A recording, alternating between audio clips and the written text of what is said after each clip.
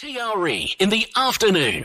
Good afternoon. Joining us on the line now is Jeff Golden. He's a prison reform and animal rights activist who's headed several non-profits promoting social justice, sustainability and international education. His latest book, Reclaiming the Sacred, Healing Our Relationships with Ourselves and World, examines the way that money hooks so many of us and the profound consequences our materialism has for us and the world, most critically the global climate crisis. Welcome to the show, Jeff. Thank you so much. It's a pleasure to be here. It's great to have you. Thank you for joining us. So yes. The book is already doing really, really well, winning awards and everything. You must be delighted. I am delighted. I can tell you the inside story is that when I actually received the grand prize for the Nautilus Book Award, excuse me, I'm on the tail end of COVID, so you might hear it a little bit in my throat. Sorry. It's all right. I received the email and I actually was so blown away that I emailed them back and said, I don't want to waste your time, but could you please just confirm, am I understanding this correctly? Do you mean the grand prize? And they wrote back and said yes. And I got to speak with the director that night and it was lovely. And part of me still doesn't actually really believe it, but there it is on paper. And so I'm going around talking about it and it's pretty wonderful. The Nautilus Book Awards was truly the apple of my eye in terms of literary awards, but to win the grand prize was beyond what I'd even dreamed. So that's a pretty nice way to kick off a book launch. Oh, definitely. It's fantastic. So why do you think it has done so well and has resonated with people? I think it's extremely timely. I mean, I will say that, first of all, I think that's why I was drawn to writing it. And I can say that my experience of writing it really was one of channeling something that was definitely meant to be. It felt deeply purposeful and just took hold of me and came in a way where I had not anticipated or planned that I was going to be writing a book or writing this kind of book. But it's very timely for a number of reasons. On a global level, of course, what we're seeing is violence and destruction on an unprecedented level, and particularly everything that's coming down the pike with global warming. I mean, we've seen 2/3 of wildlife disappear on the planet just in my lifetime. And that's fueled by an immense materialism that I'm going to go ahead and sadly give my own country, the United States, a lot of credit for what it's done in terms of spreading a mantra of materialism throughout the world. And so there's something that needs to be done about that needs to be looked at in terms of how does this materialism hook us? How do we move beyond it? But equally important is the fact that this vast materialism that grips so many of us and so many societies can only take root in an emptiness that many of us are deeply familiar with in our own lives and that we are fed day in and day out. An emptiness that isn't our natural way of being. There's truly a joy and wonder and belonging that is an inherent sort of way for humans to be, and yet so often gets pressed out and crushed and denied in the face of such a priority being given to money and possessions. And so this book is really about helping us see that illness of materialism in us and our societies and recognize its consequences, but also very much about helping us fill that emptiness to reconnect with that sense of wonder and joy and belonging that is inherent to us and just needs a little time and attention to be awakened and nourished. And where do you think materialism started? I mean, there's a part of me that kind of thinks it's always been around in my lifetime, but I mean, it must have been going way before that. Right, of course. And something to keep in mind, I think this is very important for us living in this day and age, is to recognize that the materialism around us is utterly unprecedented in all of human history. And so what we see as materialism oftentimes is just the tip of something that is the norm for us. We might see someone who covets so much money and possessions, the mansions and the cars, and we think, wow, they're really materialistic. And yet most of us in this day and age, and I'm speaking to at least those people who can be listening to this kind of a radio show, right? We actually live amidst material wealth that has been unknown throughout human history and is still unknown for a majority of people throughout the world. And yet there's still this compulsion to always get more, have more, the latest, the greatest. And indeed, we measure our personal success and our societal success. We measure a politician's success based on how much the economy is growing, how much productivity is up, how much the stock market is making for people. So it's important to understand that really, as we're analyzing this, we are analyzing it from deep within it. And it may be hard sometimes to have a perspective. There is a biological inclination to possess things and get things. And so this materialism does build on that. And that has been around for all of human history and beyond. We get a little dopamine hit when we buy something or when we see something that we like. But it is utterly unprecedented, the level to which we've taken it now. And what we're really willing to do to other people and other creatures and the planet simply in the name of getting more and more stuff.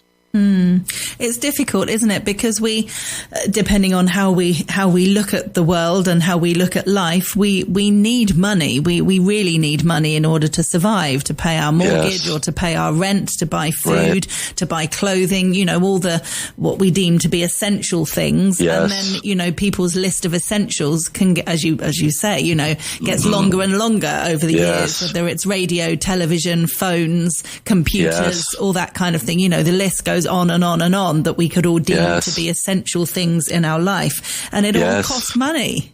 Yes. And you nailed it. Study after study shows that the more we get, the more we want and think that we need.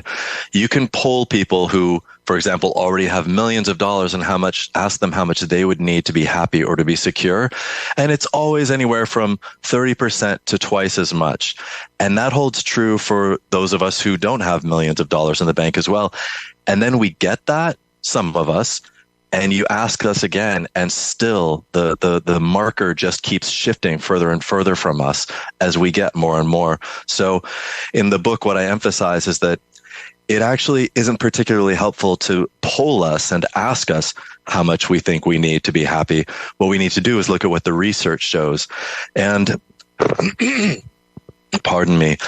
And what psychologists and economists have unanimously concluded is that once we have enough to meet our basic needs at a very simple level, additional money does almost nothing for our happiness or our security and well-being.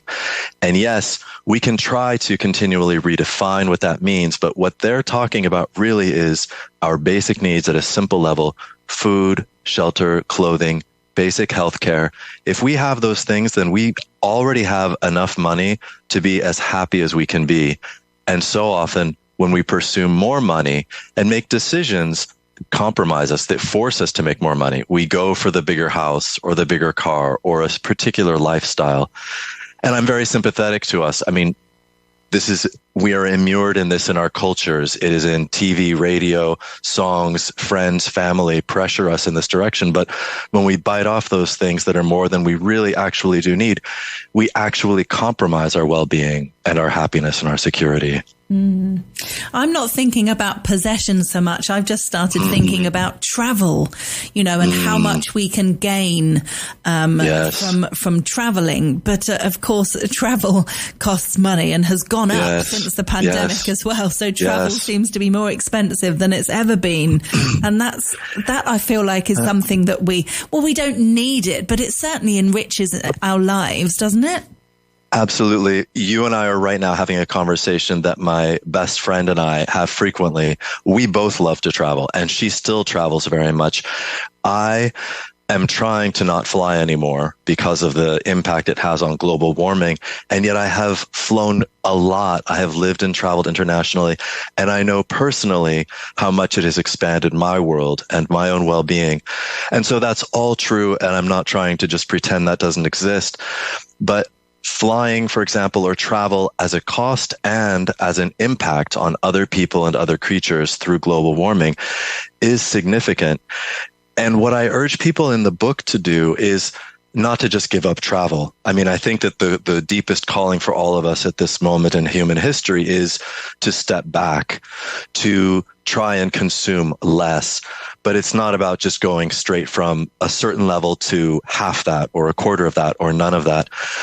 But the real opportunity here is every time we are in a moment where we think, gosh, I don't want to have to give that up, or wow, that's really going to be a sacrifice. To just take a moment and flip that and to consider everything that we do have, because for most of us, it is immense. And I'm talking about some very basic and yet profound things like our breath, light, color, movement.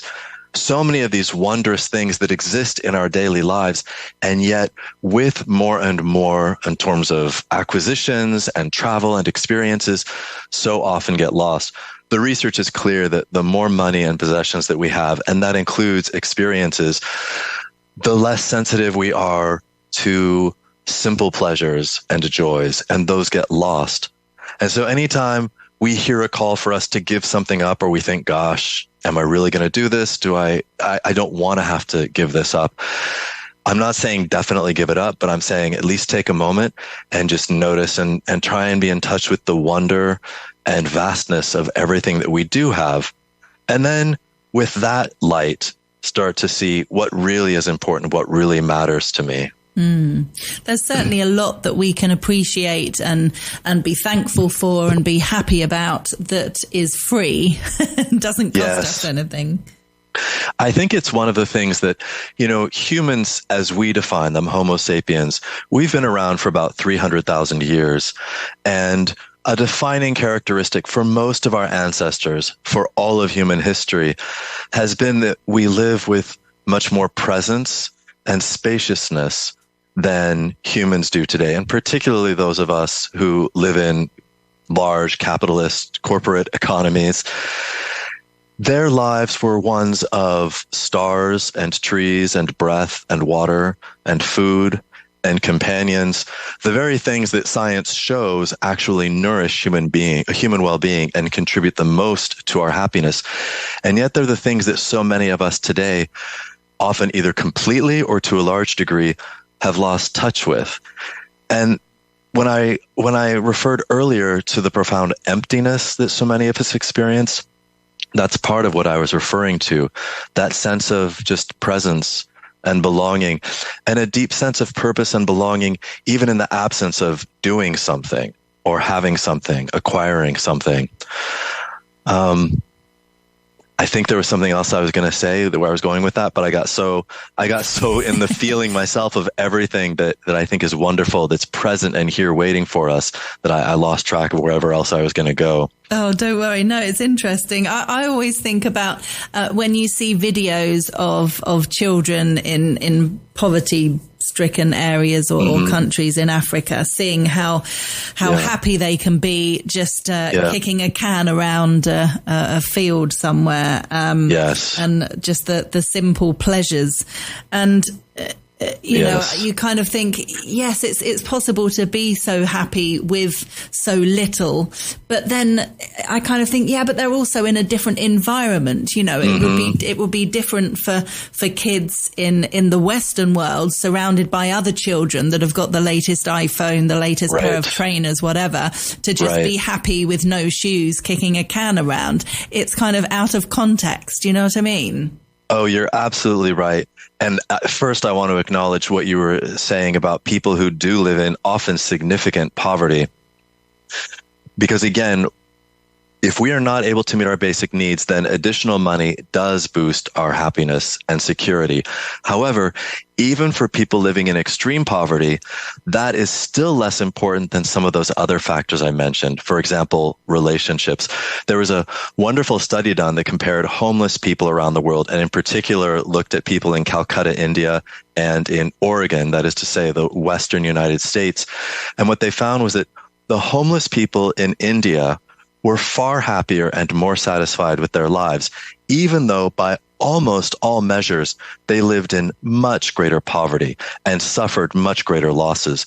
And the single most significant reason was that the homeless people in India still generally had managed to maintain connections with family and friends, which was the very thing that the homeless people in the United States named was their number one thing that they missed and wanted to address, more than food security or housing security.